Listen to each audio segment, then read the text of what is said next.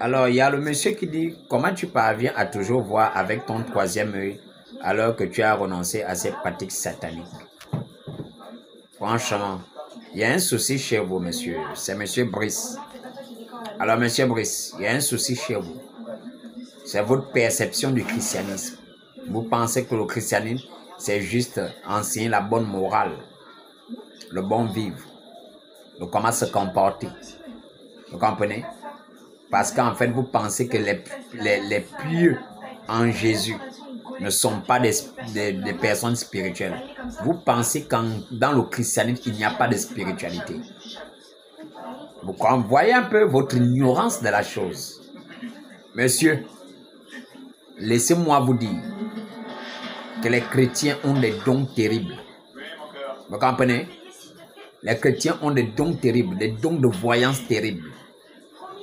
Nous n'avons pas le troisième œil. Nous avons les yeux du Saint-Esprit.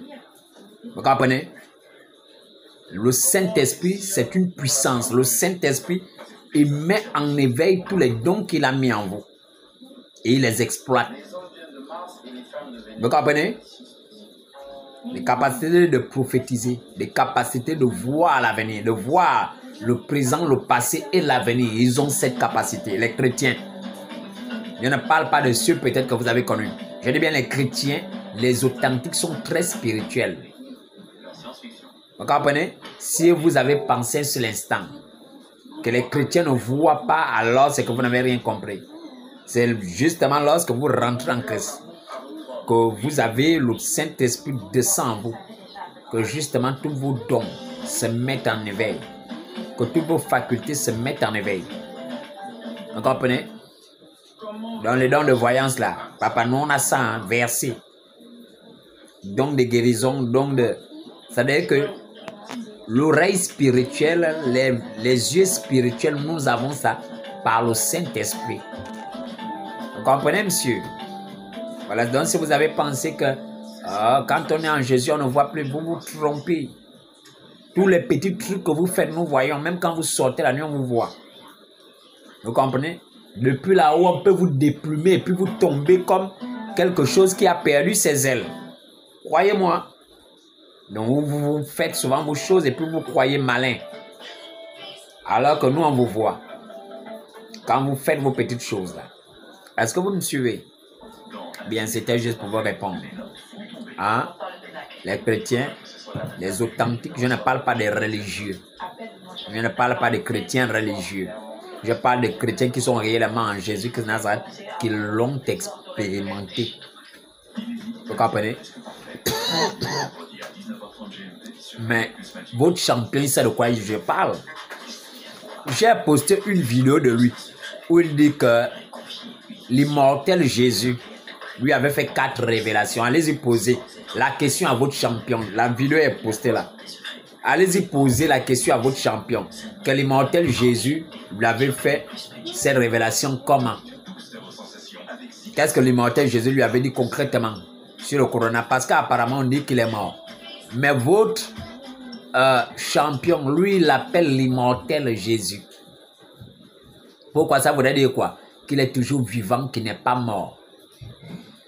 C'est la raison pour laquelle il a pu lui parler à votre champion. Il sait, il reconnaît que Yeshua, que Jésus de Nazareth est immortel, qu'il est vivant et qu'il parle à ses enfants puisqu'il le dit. L'immortel Jésus m'a parlé par rapport au corona. Il m'a donné 4 révélations. Vous comprenez? Je vous en donne une et je garde 3, je cache 3. Allez-y lui dire en même temps que les 3 révélations qu'il a cachées, là, qu'il ramène, ce n'est pas les siennes. Ce sont celles que notre Seigneur lui avait données. Et c'est pour l'Église, l'enrichissement de l'Église. Et pour le salut des âmes dans le monde. Afin de pouvoir sauver des vies. Qu'il ramène rapidement, qu'il ne cache pas ça là-bas. Ce n'est pas à lui. Hein. C'est pas à lui. Maintenant qu'il est sorti de l'Église, qu'il a demandé les révélations aux sirènes.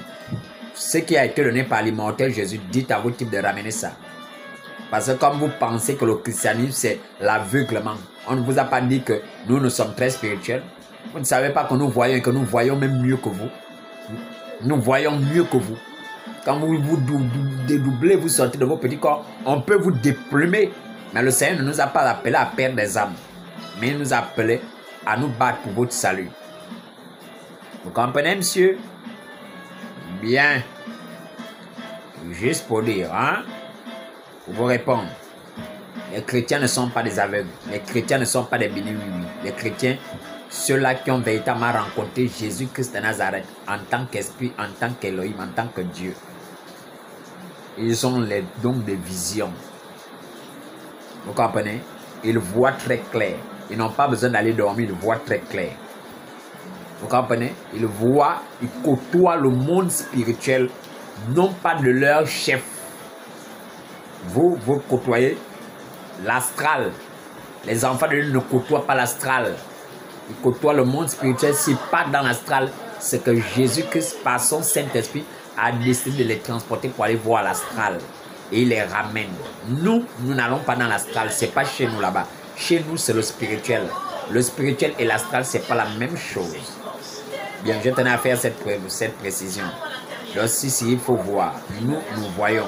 Et nous sommes les maîtres en la matière. Hein? C'est pourquoi la Bible déclare que le serpent de Moïse avait avalé vos serpents là-bas en Égypte. Bien. Vous passez une excellente soirée, messieurs. Vous soyez bénis dans le nom puissant de Jésus.